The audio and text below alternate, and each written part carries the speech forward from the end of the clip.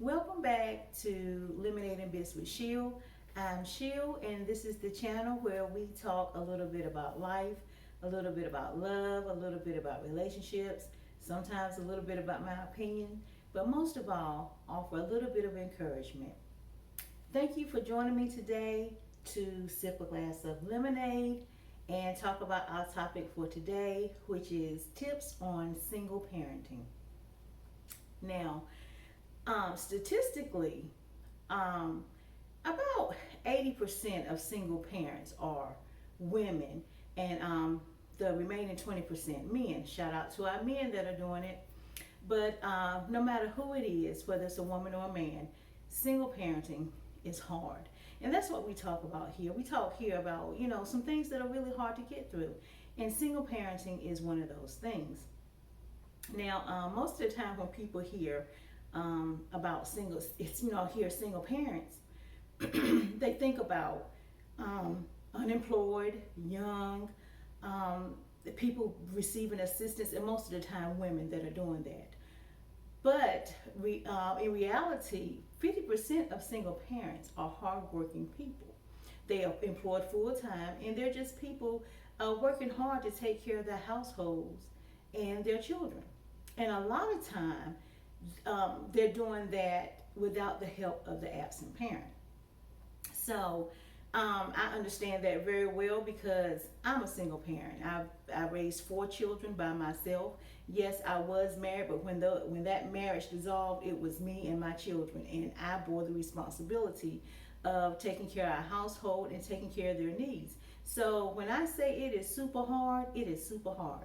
And I don't want to leave anyone out. For you, the 2-parent households that may be looking at this, just imagine that all the responsibilities, all the finances in your household, the needs of your children, that it's just one of you, and you're doing that all by yourself. It is super tough. But I promise you that you can make it through it. And so today we're going to talk about a couple of tips in single parenting, to hopefully to help someone that may be struggling with that. The first thing I like to say is don't talk negative. That's our first tip. When our marriages or relationships dissolve with that other parent, most of the time there's a lot of hurt and anger there that we haven't worked through yet. But that is your relationship with that parent or with that person. Try not to bring that over into your child's life. They don't need that negativity that's going on between the two adults. You know how people do, they talk down or talk about the parent when they're angry. And yes, there are things that make us very angry and hurt us. Your daddy ain't this, or your mama ain't this. They don't do this. They never do this. I wish I hadn't. You shouldn't. Our children don't need to hear that. Our role as a single parent is to support and encourage our children. There are a couple of reasons why we don't want to bring that negativity into it that way, and that's because, first of all, when the children get older, because people look back on a lot of parents, they look back and people get sentimental, and then they start to find themselves and wish they had done a better job. So they may try to reach out to that child and try to form some type of bond or relationship with them. And we don't want the negative things that we say that we've instilled in them to keep them from forming that bond.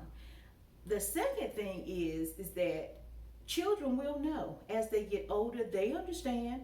You don't have to tell them about what their parent that parent didn't do or what went on with that. They'll understand. They'll know that when they weren't there. They'll see all the things that we want to say to them, but we don't. For example, if you have one of those absent parents they're always promising to come and pick the children up, and the children get ready, they're sitting there waiting for them, and they never show up. And now the children are crying, you have to deal with it. And even through all that, then you want to say so many nasty, ugly things. Like, see, I told you not to be waiting on your daddy because he wasn't.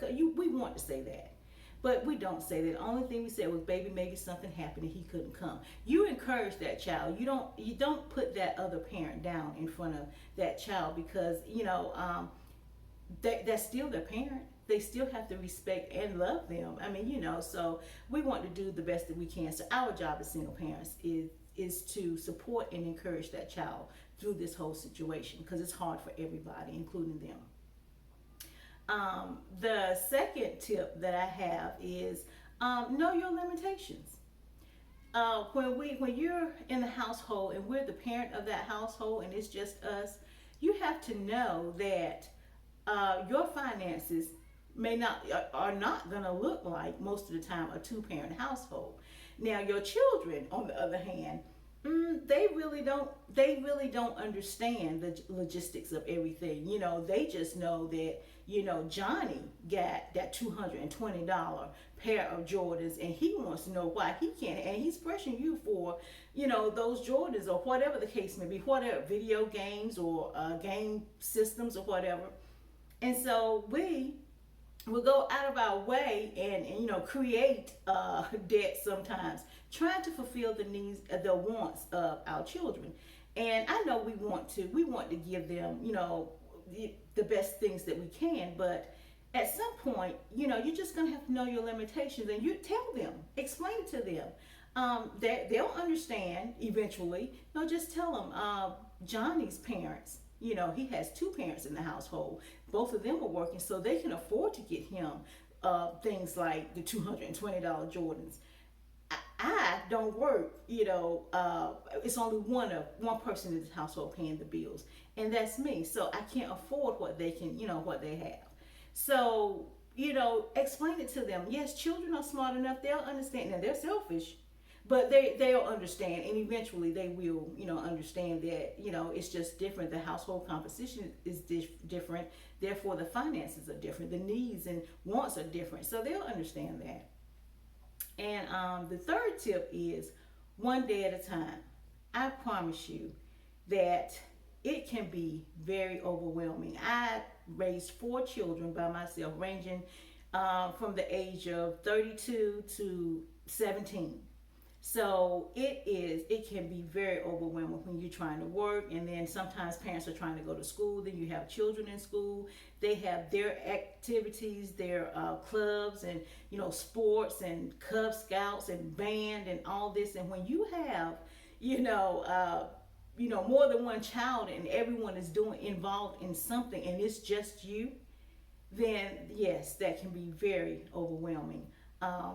Financially, as well as physically, trying to be there for everyone and make sure that everyone is on everything on time, and being a participant in their life. And like I said, a lot of times you don't have the other person there to take your place. Like they can go to the game and you can go over here, so you have to manage that. And yes, it can be overwhelming, but I promise you, one day at a time, if you just handle everything, handle what you can in this day, be the best parent that you can be in this day. Sometimes you will make them all, sometimes you'll make them, and sometimes you won't. It's important to let your children know that, it's not because I don't want to be there. It's just because this came, or I had to work, or whatever. But one day at a time. And when you're trying to look at it like, oh my God, I got how many years left of doing this?